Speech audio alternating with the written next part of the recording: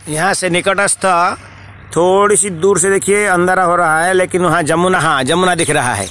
यहीं जमुना प्रथम यहीं मंदिर के तट में ही प्रवाह हो रही थी। आप जानते हैं राधा रानी की जो प्राकट्य हुआ किसकी गर्भ से नहीं, बल्कि राधा रानी की जो प्राकट्य है एक कमल पुष्प, सुवर्ण कमल पुष्प से ही प्रकट हुआ है।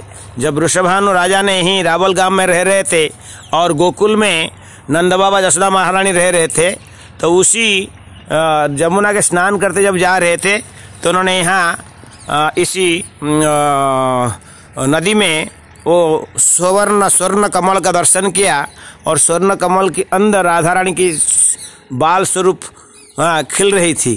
तो उन्होंने दर्शन के लिए उनको वो अपने घर में लेकर आए, लेकिन वो दुखी थे कि वो बालिका जो थी आंखें नहीं खोल रही थी। तो इसलिए नंद बाबा ने किसी गुरु को संपर्क किया। उन्होंने कहा कि एक साधु संतों को बुलाइए, उनको भोजन कराइए, सदैव उसमें कुछ उनका आशीर्वाद होगा। तो उन्होंने साधु संतों को बुलाए, साथ साथ उनके प्रिय मित्र नंद बाबा और जसोदा मैया को बुलाए। और जसोदा मैया को जब बुलाए तो क्या हुआ, कृष्ण भी आए, बाल कृष्ण आए। तो कृष्ण को छोटे से बालक थे, जसोदा मैया ने कीर्तिदा माता से मिले, नंद बाबा से वृषभानु मिले, लेकिन छोटा सा बालक उन्होंने उनको जब घर के आंगन में छोड़ दिए और एक झूला में राधा रानी सो रही थी, आराम कर रही थी।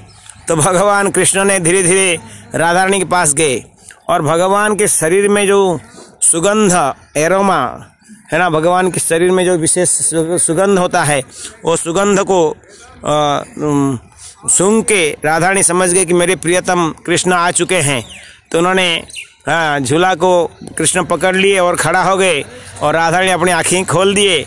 तो सभी देखे, कुछ समय के बाद देखें कि राधा रानी कृष्ण का प्रथम दर्शन हुआ, मुलाकात हुई। वहीं यही स्थान है, अति महत्वपूर्ण स्थान है। और बाद में तो गोपियों और ब्रजवासी सभी लोगों ने बहुत प्रसन्न हो गए, बोले वाह वाह, आनंद ही आनंद है। फिर आनंद लिए। तो इस तरह की यहाँ पर राधा रानी के अनेक छोटे छोटे लीला बाल लीलाएँ हुई हैं। यहाँ राधा रानी लगभग 3-3.5 साल, जैसे कृष्ण गोकुल में लगभग 3 वर्ष 3 और 6 महीना गोकुल में रहे। जमला अर्जुन उद्धान करके गोकुल से छठीगरा चले गए थे। उसी समय में वृषभानु ने और कीर्तिदा माता ने यहाँ भी रावल छोड़ के बसोती गांव करके एक गांव है जो कि छठीगरा के आगे गोवर्धन की पहले, गिरिराज के पहले वहाँ चले गए थे और वहाँ दिन रहे। फिर उसके पश्चात राधा रानी वृषभानु की जो कन्या थी, तो वृषभानु राजा पुनः जाके बरसना में जाके बैठ गए। तो वहीं से बरसना धाम वहीं रहने लगे। तो इस तरह की भगवान की राधा रानी की जो लीला हैं, रावल से बसोती, बसोती से बरसना और बरसना के बाद में फिर जावट में उनकी विवाह हुई। तो 4 स्थान में राधा रानी की लीला की संबंध है। हरे कृष्ण, जय श्री राधे श्याम।